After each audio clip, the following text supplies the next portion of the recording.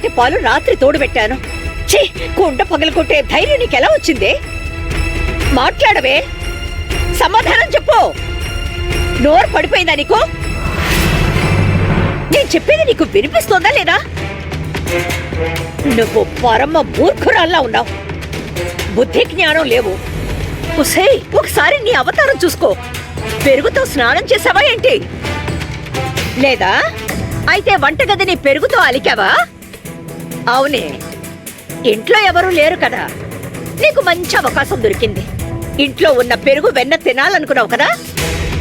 నువ్వు దురదృష్టవంతురాలివి కాబట్టే కొండ కాస్త పగిలిపోయింది. పెరుగు తినలేకపోయావు, చేతికి అందింది నోటికి అందలేదు.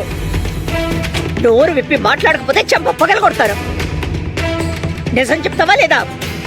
దెబ్బలు తినాలనుందా? కొట్టనా?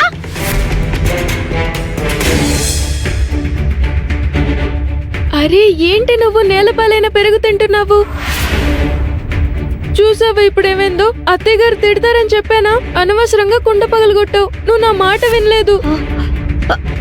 ఒసేయ్, పిచ్చి పట్టిందా ఏంటి? మూర్ఖురాలా, ఎవరున్నారు ఎక్కడ? గోడతో మాట్లాడుతున్నావేంటి నువ్వు? అత్తయ్య గారు, బాలకృష్ణుడు ఉన్నాడు. బాలకృష్ణుడు?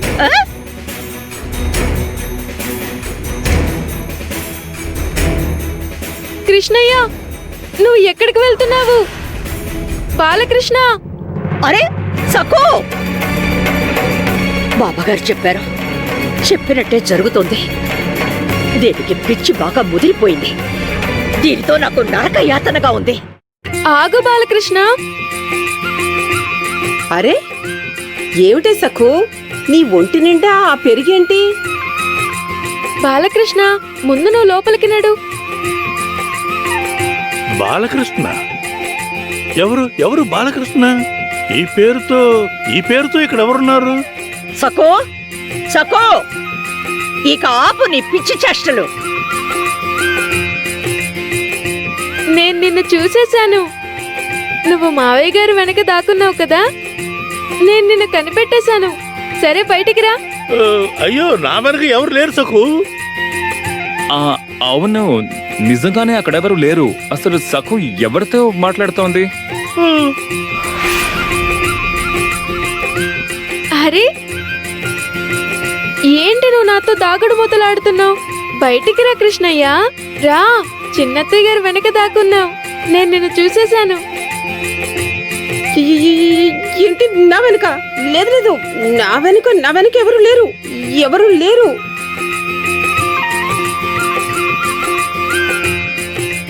అరే కృష్ణయ్య, యమున వదిన వెనక దాకోకు. తనకి చాలా కోపం వస్తుంది. యువతలకొచ్చాయి.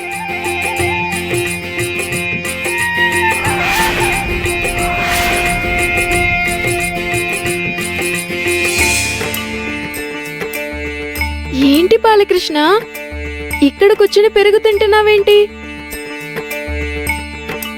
తినేటప్పుడు పెరుగు చిందితే మనిద్దరిని కలిపి తిడతారు. నువ్వు బంగారు కొండవి కదా, నా మాట వినిరా, రా.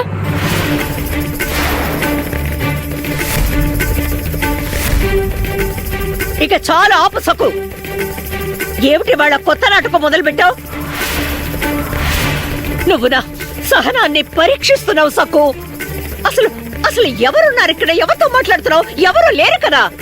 అయ్యో అత్తయ్య గారు, బాలకృష్ణుడు ఇక్కడ కూర్చున్నాడు. చేత్తో పెరుగు తీసుకుని తింటున్నాడు. ఎంత ముద్దస్తున్నాడు. ఎంతో అందంగా ఉన్నాడు కదా.